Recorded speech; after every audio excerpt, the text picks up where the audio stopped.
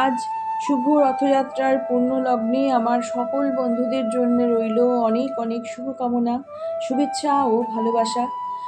আজ আমি একটি নতুন রেসিপি নিয়ে চলে এসেছি। জয় জগন্নাথ। নমস্কার বন্ধুরা, আজ আমার চ্যানেলে আমি নিয়ে এসেছি ভোগের লাবড়া। লাবড়া আপনারা অনেকে অনেক রকমভাবেই করেন, আমি কিভাবে করেছি সেটাই আপনাদের কাছে শেয়ার করব।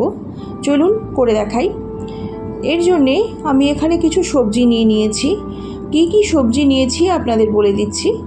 আমি এখানে নিয়েছি একটা আলু, একটা মিডিয়াম সাইজের আলু আমি লম্বাভাবে কেটে নিয়েছি। এইভাবে নিয়েছি বেগুন, একটা বেগুন নিয়েছি এরকম লম্বা করে কেটে, একটু বড় সাইজের কেটেছি। নিয়েছি কুমড়ো অল্প একটু, 4টে পটল আর কিছু ডাঁটা। এটা হচ্ছে শাকের ডাঁটা, কাটোয়া ডাঁটা। এটা আমি খোসা ছাড়িয়ে লম্বা করে কেটে নিয়েছি। নিয়েছি কাঁচা কলা একটা, এটাকেও আমি লম্বা করে কেটে নুন আর হলুদ জলে ভিজিয়ে রেখেছি যাতে এর কষটা চলে যায়। নিয়েছি কাঁঠালের দানা। এই সময় যেহেতু কাঁঠালের দানাটা পাওয়া যায় সেই জন্য আমি এখানে কাঁঠালের দানাটা দেব, এটা দিলে খুব স্বাদ হবে। সেই জন্য এক বাটি ছাড়িয়ে নিয়েছি খোসাটাকে। আর নিয়েছি এখানে আমি দুটো ঝিঙেটাও এরকম লম্বা করে কেটে নিয়েছি অল্প কিছু বিনস, আর নিয়েছি গাঁঠি কচু, এইরকম লম্বা করে কচুটা কেটে নিয়েছি। সব কটা সবজি আমি একই সাইজের করে এরকম লম্বাভাবে কেটে নিয়েছি। এইভাবে একই সাইজের করে কাটবেন। সবজি কাটার উপরেই কিন্তু রান্নার স্বাদ নির্ভর করে। আপনারা সবজিটা যদি সমানভাবে কাটেন তবে রান্নার স্বাদও কিন্তু সেরকম হবে। চলুন এবার আমি চলে যাই পরের স্টেপে। কড়াই বসিয়ে দিয়েছি গ্যাসে, দিয়ে দিচ্ছি সর্ষের তেল। রেসিপিটা সর্ষের তেলেই করব। তেলটা গরম হয়ে গেলে আমি এর মধ্যে দিয়ে দেব বিউলির ডালের বড়ি। দিয়ে দিলাম। বড়িটাকে ভেজে নেব। দেখুন বড়িটাকে আমি লাল করে ভেজে নিয়েছি। এবার বড়িটা তুলে নেব। বড়িটা আমার ঘরেই দেওয়া, এর স্বাদ এই জন্যে অনেক বেশি। দোকানের কেনা বড়ির থেকে কিন্তু ঘরে দেওয়া বড়ির স্বাদই বেশি টেস্ট হয়। বড়িটাকে তুলে নিলাম। এবার এই সর্ষের তেলের মধ্যেই আমি আরেকটু সর্ষের তেল দিয়ে দিচ্ছি। আরেকটু সর্ষের তেল দিয়ে আমি এবারে যে সবজিগুলো কেটে রেখেছি সেই সবজিগুলো একে একে দিয়ে দেব। প্রথমে আমি বেগুনটাকে ভেজে নেব। দিয়ে দিলাম বেগুনটা। বেগুনটার মধ্যে আমি লবণ বা হলুদ কিছুই দেব না। লবণ বা হলুদ দিলে কিন্তু বেগুনটা নরম হয়ে যাবে, সেই জন্যে আমি এমনি বেগুনটাকে ভেজে নিচ্ছি। বেগুনটা ভাজা হয়ে গেছে, তুলে নিচ্ছি। এবার ওই তেলের মধ্যেই আমি আরেকটু সর্ষের তেল দিয়ে দিলাম। এবার দিয়ে দেব আলুগুলো দিয়ে এবারে দিয়ে দিচ্ছি গাঁঠি কচুগুলো। আলু আর গাঁঠি কচুটা দিয়ে এবার একটু নাড়াচাড়া করে আমি এবার ওর মধ্যে দিয়ে দেব কেটে রাখা মিষ্টি কুমড়োটা দিয়ে দিলাম। এবারে দিয়ে দিচ্ছি শাকের ডাঁটাগুলো। একে একে সব সবজিগুলোই আমি দিয়ে দেব। যে সবজিগুলো একটু শক্ত সেই সবজিগুলোকে আগে দিচ্ছি, তারপরে নরম সবজিগুলো দেব। এই সবজিগুলো যেহেতু শক্ত সেজন্য আগে দিলাম। এবার একটু নাড়াচাড়া করে নিচ্ছি। অল্প সময় একটু নাড়াচাড়া করে আমি এর মধ্যে এবারে দিয়ে দিচ্ছি বাকি সবজিগুলো। দিয়ে দিচ্ছি পটলগুলো,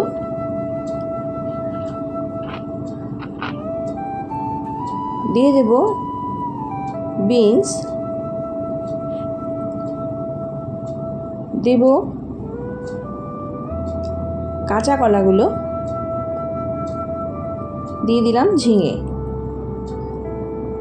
আর দিয়ে দিচ্ছি গাঁঠি কচুগুলো কিন্তু আমি হালকা করে ভাপিয়ে নিয়েছি, তারপরে খোসাটা ছাড়িয়েছি। সব দিয়ে দিয়েছি। এবার নাড়াচাড়া করে নিচ্ছি উপর থেকে নিচ পর্যন্ত। ভালো করে নাড়াচাড়া করে গ্যাসের আঁচটা কমিয়ে আমি ঢাকনা দিয়ে ঢেকে দিলাম। চলে এলাম 5 থেকে 7 মিনিট বাদে। সবজিগুলো কিন্তু দেখুন ভাজা ভাজা হয়ে গেছে, অনেকটাই সেদ্ধ হয়ে গেছে, প্রায় 50% মতো।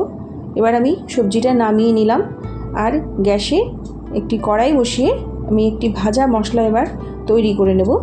দিয়ে দিচ্ছি একটা শুকনো লঙ্কা, 3 টুকরো দারচিনি, 2টো এলাচ, 2টো লবঙ্গ, আর দেব 1 চামচের হাফ চামচ গোটা জিরে, হাফ চামচ গোটা ধনে, আর হাফ চামচ মৌরি, একটা তেজপাতা।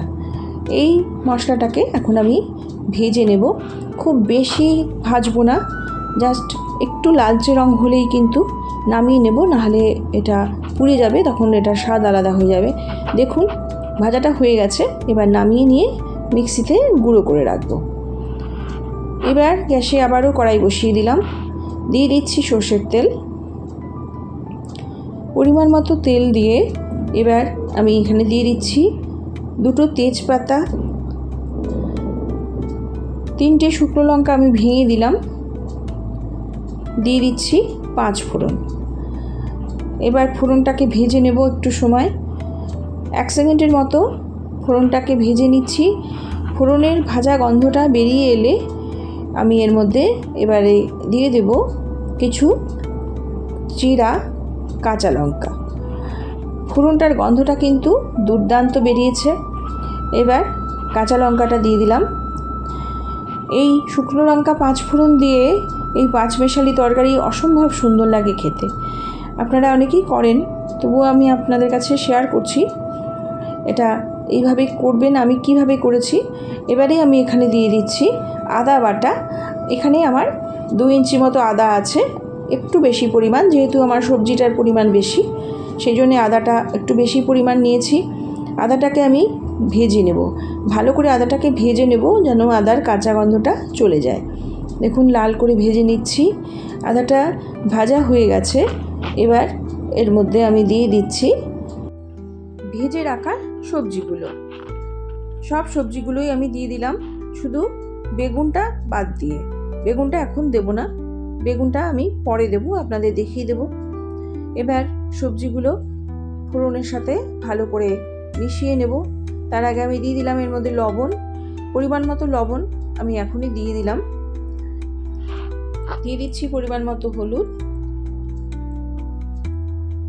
আর দিয়ে দেব সামান্য কাশ্মীরি লাল লঙ্কার গুঁড়ো। এটা রঙের জন্য দিচ্ছি, এটাতে কোনো ঝাল হয় না, আপনাদের আপত্তি থাকলে এটা স্কিপ করে যাবেন। অল্প কাশ্মীরি লঙ্কার গুঁড়ো দিলাম। এবার সব কিছু মিশিয়ে নিচ্ছি, আবার ভালো করে সব কিছু মিশিয়ে নিচ্ছি। এইভাবে ভোগের লাবড়া করে খেয়ে দেখবেন, দুর্দান্ত লাগে। আপনারা অনেকে অনেক রকমভাবে করেন, সবাই তো এক রকমই করেন না, এক রকমে আমরা কেউই করি না, যে যার মতো করে করি। আমি এইভাবে করি, এটাই আপনাদের কাছে শেয়ার করছি। যদি ভালো লাগে তবে আমার মতো করে করে দেখবেন, ভীষণ ভালো লাগবে। দিয়ে দিলাম ভেজে রাখা বড়িগুলো। বড়িগুলো আমি কয়েকটা হাত দিয়ে ভেঙে দিলাম, আর বাকিটা আস্ত থাকলো। এইভাবেই বড়িটা আমি দিয়ে দিলাম। এবার আবার মিশিয়ে নিচ্ছি। সবজির পরিমাণটা আপনাদের যতখানি নেবেন সেই পরিমাণ বুঝেই সব কিছু দেবেন। আমার কাছে যে সবজিগুলো ছিল আমি তাই দিয়েছি। আপনারা ইচ্ছে করলে এর মধ্যে আপনাদের পছন্দ মতো আরও সবজি দিতে পারেন। এর মধ্যে থোড় দিতে পারেন, গাজর দিতে পারেন, বা মোয়া আলু বা মিষ্টি আলু যেটা, সেটাও দিতে পারেন। আমার কাছে যা ছিল আমি তাই দিয়েছি। এবার একটু সময়ের জন্য ঢাকনা দিয়ে ঢেকে আমি চলে এলাম।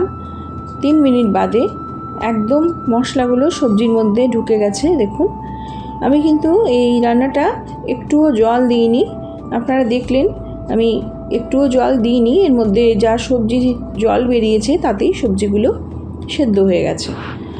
এইভাবেই করবেন, জল দেবেন না এই রেসিপিটাতে। জল না দিয়ে এরকম ভাপে ভাপে সবজির জলেই সবজি সেদ্ধ হয়ে যাবে, এইভাবে করবেন, খুব টেস্ট হবে। দিয়ে দিচ্ছি ভেজে রাখা মশলাটা। এবার একটু নাড়াচাড়া করে নিচ্ছি। রেসিপিটা আমার হয়ে এসেছে। ভোগের লাবড়া এইভাবে করে দেখবেন, দুর্দান্ত লাগে। খিচুড়ির সাথে এই যদি লাবড়া থাকে না, আর কিছুই লাগে না। অসাধারণ লাগে এই লাবড়া। অবশ্যই এভাবে করবেন একবার, যদি এইভাবে না করে থাকেন এইভাবে করবেন। এইবার দিয়ে দিচ্ছি সামান্য গরম মশলার গুঁড়ো, দিয়ে দেব চিনি, মিষ্টি একটু দিলাম, যেহেতু এটা পাঁচমেশালি নিরামিষ, এটাতে একটু মিষ্টি দিলে ভালো লাগে। দিয়ে দিলাম ঘি, গাওয়া ঘি উপর থেকে দিয়ে দিলাম। সব কিছুই দিয়ে নিয়েছি। এবার আবার নাড়াচাড়া করে নিচ্ছি। রেসিপিটা আমার হয়ে এসেছে। দুর্দান্ত স্বাদের এই ভোগের লাবড়া এত সুন্দর হয় খেতে, একবার করে দেখবেন, ভীষণ ভালো লাগে। যখন ভোগ রান্না করবেন তখন যদি এভাবে করেন তখনও ভালো লাগবে, আর এমনি সময়েও যদি আপনারা এই লাবড়া করেন তবে দুর্দান্ত লাগবে। খিচুড়ির সাথে তো লাগবেই, ডাল ভাতের সাথেও এটা ভালো লাগে খেতে। বাড়িতে সবাই খুব ভালোভাবে পছন্দ করবে, এটা বানানোর জন্য আবার অনুরোধ করবে। অবশ্যই এভাবে বানিয়ে দেখবেন। আমার রেসিপিটা হয়ে গেছে। এবার গ্যাসটা বন্ধ করে একটু সময়ের জন্য রেস্টে রেখে দিচ্ছি। রেখে দিলাম ঢেকে একটু সময়ের জন্যে। ফিরে আসছি 5 মিনিট বাদে। দেখুন কত সুন্দর দেখতে হয়েছে, যেমন লোভনীয় তেমনি সুন্দর। এর মধ্যে এতগুলো সবজি পড়েছে, আপনারা ইচ্ছে করলে আরও যে যার মতো সবজি এর মধ্যে দিতে পারেন, বা কোনো সবজি যদি আপনার না থাকে তবে অন্য যে কটা সবজি থাকবে তাও দিয়েও করতে পারেন। সব কিছুতেই এটা দুর্দান্ত লাগবে। সার্ভ করে নিচ্ছি। দেখুন কত সুন্দর দেখতে আর ভীষণ সুন্দর খেতে। খুব তাড়াতাড়ি হয়ে গেল, জল ছাড়া সামান্য মশলায় ঘরের উপকরণ দিয়েই এই ভোগের লাবড়া আমি বানালাম। আপনাদের যদি ভালো লাগে তবে রেসিপি সম্পূর্ণ দেখে একটি সুন্দর কমেন্ট রেখে যাবেন। আপনাদের কমেন্ট ধরে আমি আপনাদের পরিবারে পৌঁছে যাব। হয়তো একটু যেতে কোনো সময় দেরি হয়ে যায়, কিন্তু আমি সকলের পরিবারেই পৌঁছানোর চেষ্টা করি। অবশ্যই আমি আপনাদের পরিবারে চলে যাব। আপনাদের সুন্দর সুন্দর কমেন্ট আমাকে অনেক অনুপ্রাণিত করে নতুন রেসিপি বানানোর জন্যে। এমন বৃষ্টির দিনে খিচুড়ির সাথে যদি এইরকম লাবড়া থাকে তবে সত্যি আর কিছুই চাই না।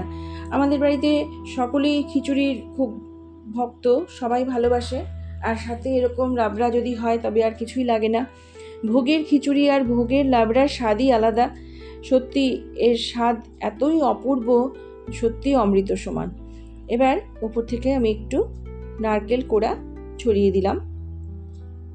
আপনারা ইচ্ছে করলে নারকেল কোড়াটা প্রথমে দিয়েও এই রেসিপিটা বানাতে পারেন। আমি প্রথমে দিইনি, আমি এখন একটু উপর থেকে সাজিয়ে দিচ্ছি। দেখুন কত সুন্দর লাগছে দেখতে, ভীষণ লোভনীয়। দেখুন কত অপূর্ব দেখতে লাগছে, আর তেমনই খেতে। একবার এইভাবে করে দেখবেন যদি এরমভাবে না করে থাকেন। শুভ রথযাত্রার সবাইকে শুভেচ্ছা ও ভালোবাসা জানিয়ে আমি এবার শেষ করছি। সবাই ভালো থাকবেন, সুস্থ থাকবেন। আমি আবারও কোনো রেসিপি নিয়ে চলে আসব। নমস্কার।